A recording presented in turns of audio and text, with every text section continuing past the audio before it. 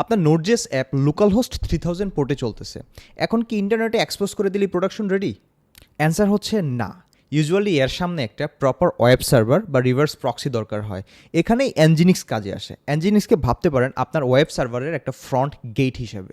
User browser থেকে request পাঠায়, সেই রিকোয়েস্ট আগে অ্যানজিনিক্সের কাছে আসে, তারপর অ্যানজিনিক্স ডিসাইড করে রিকোয়েস্টটা কোথায় যাবে।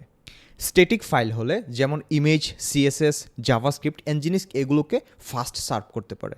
ব্যাকএন্ড রিকোয়েস্ট হলে এনজিনিক্স সেটা আপনার অ্যাপের কাছে ফরওয়ার্ড করে দেয়, যেমন ইন্টারনেট এনজিনিক্স দেন হচ্ছে আপনার লোকাল হোস্ট 3000 পোর্ট।